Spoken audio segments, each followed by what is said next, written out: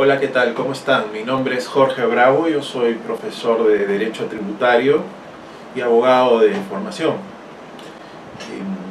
Me dirijo a ustedes a través de Foro Académico, quienes me han pedido que les hable sobre la decisión 578, que es el convenio para evitar la doble tributación suscrito entre los países que forman parte de la Comunidad Andina de Naciones, la CAN.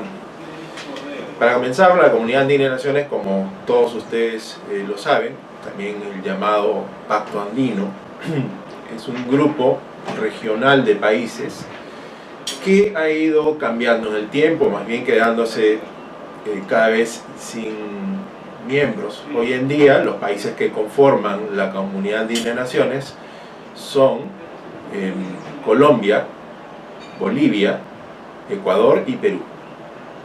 Entonces, la decisión 578 es un acuerdo multilateral que busca evitar los supuestos de doble imposición. Debemos señalar que la doble imposición es un fenómeno en virtud del cual un mismo hecho imponible se encuentra sujeto a dos o más soberanías tributarias. Hoy en día inclusive el concepto de doble imposición ha sido ya superado y se habla hasta de pluritributación, porque puede ocurrir que un mismo hecho imponible esté sujeto no solo ya a dos jurisdicciones tributarias, sino inclusive a 4 o 5. Sin perjuicio de ello, el convenio 578 es uno de los mecanismos, en este caso multilateral, para hacer frente a este fenómeno llamado la doble imposición o la pluritributación, como ya les había indicado. Dentro de las formas para evitar la doble imposición o plurimposición, básicamente hay dos caminos. El primer camino, el camino o los caminos unilaterales, buscan directamente que cada país, a través de su legislación de impuesto a la renta interna, establezca un método para evitar el doble impacto que un impuesto a la renta podría estar sobre el extranjero, pues podría estar generando en los ciudadanos de este país. En ese sentido, los grandes métodos que existen internamente para evitar la doble imposición son el método de la exención y el método del crédito con sus respectivas variantes. Luego lo que tenemos son los métodos bilaterales o multilaterales, que vendrían a ser los convenios. Dentro de los convenios tenemos a su vez tres grandes modelos, diría yo 4 modelos en realidad, y después van a darse cuenta por qué hablo del cuarto modelo, porque es un modelo singular. Para comenzar, la mayoría de los países utiliza como modelo para evitar la doble tributación el modelo de la OCDE, ¿no? Si Perú, sin formar todavía parte de la OCDE oficialmente, utiliza este modelo de convenio para evitar la doble tributación. El modelo OCDE es conocido, ningún misterio, ha sido preparado precisamente por los países miembros de la OCDE, que fundamentalmente han buscado privilegiar la tributación en el país de la residencia. Entonces, ese modelo precisamente es el que se aplica casi en la mayoría de los países a nivel mundial, aun cuando no sean miembros de OCDE. Luego tenemos un modelo intermedio, que es el modelo ONU. El modelo de las Naciones Unidas es un tipo de convenio que mixtura un poco el criterio de la residencia con el criterio de la fuente. Es un convenio un poco más equilibrado, pero sigue teniendo tendencia a la preferencia de la residencia respecto de la fuente.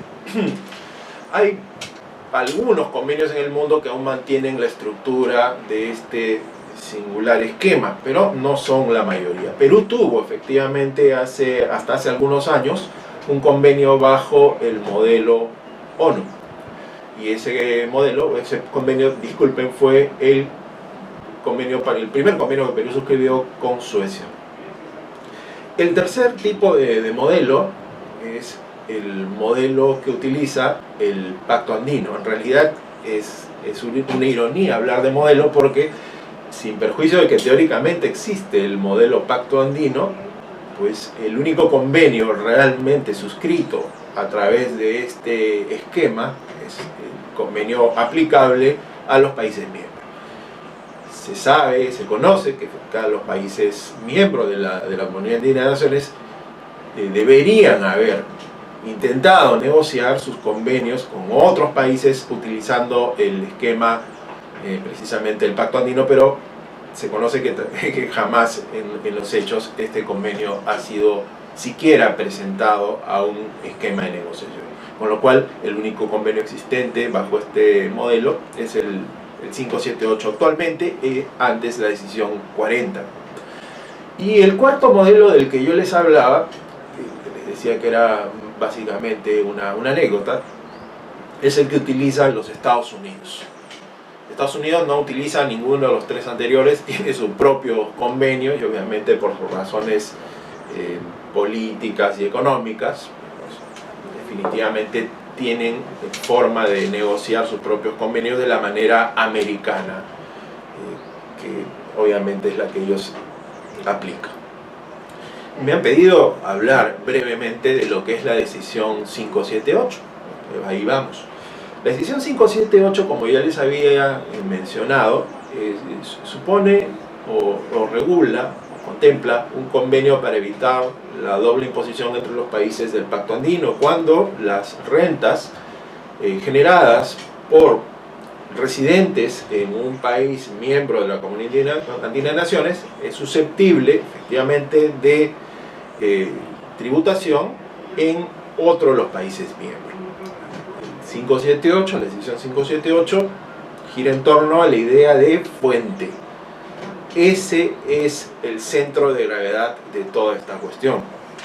Tiene el criterio de fuente al 100%, con lo cual, si nosotros utilizamos el convenio del Pacto Andino, la doble imposición se elimina drásticamente al privilegiarse única y exclusivamente la tributación en el país de la fuente. En otras palabras, ¿dónde está ubicada la fuente productora de la renta? Con esto queda claro que no hay doble imposición y por lo tanto no se habla en este caso de crédito alguno. Cuando un residente de un país, por ejemplo Colombia, un residente en Colombia, obtiene una renta por actividades en Perú y la fuente productora de la renta está ubicada en nuestro país, de acuerdo a la decisión 578, el país que tiene la potestad tributaria para gravar esas rentas es Perú. Con lo cual, este residente en Colombia no tiene que reconocer esas rentas ya tributadas en Perú como rentas en Colombia. No es que el residente colombiano reconoce las rentas generadas en Perú y luego deduce como un crédito el impuesto pagado en Perú. En virtud del criterio de la fuente, la tributación es exclusiva en el país de la fuente. Bien, este esquema de tributación, que prescinde obviamente de cualquier mecanismo de crédito, genera una serie de situaciones peculiares que son precisamente aprovechadas por aquellas personas que se dedican al planeamiento tributario agresivo. ¿A qué me refiero con esto?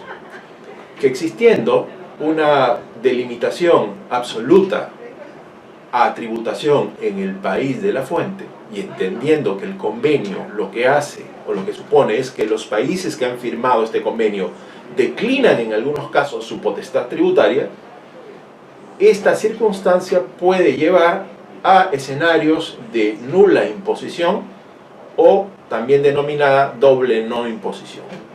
¿Qué quiere decir esto? ¿Por qué este fenómeno se emparenta o se relaciona con los casos de planeamiento tributario agresivo? El tema es muy sencillo y lo voy a poner con un ejemplo. Imaginen ustedes que tenemos a un residente peruano que tiene una inversión en Bolivia y de acuerdo al convenio 578 esa inversión en Bolivia debería tributar única y exclusivamente en Bolivia y no en Perú, ¿de acuerdo? Pero resulta que en Bolivia esas inversiones, por alguna razón de su legislación interna, no están sometidas efectivamente a tributación. Con lo cual, en ese escenario, si ustedes se dan cuenta, una renta efectivamente percibida por un residente peruano, de acuerdo al convenio para evitar la doble tributación con Bolivia, debería tributar solo en Bolivia. Perú pierde potestad tributaria para gravar esas rentas producto del convenio. Pero sin embargo, en Bolivia, la normatividad interna no tiene una norma efectiva de gravabilidad para esas rentas, con lo cual esa renta que pudo haber estado grabada en Perú si no existiera el convenio, termina no estando grabada en ningún país. A eso se le llama la doble no imposición, y este tipo de convenios como el 578, que son exclusivamente en país de la fuente, terminan generando no pocos, sino muchos casos de doble no imposición, que son los que se utilizan en los hoy denominados planeamientos tributarios agresivos. Bueno, la idea de comentar el 578 ha sido esa.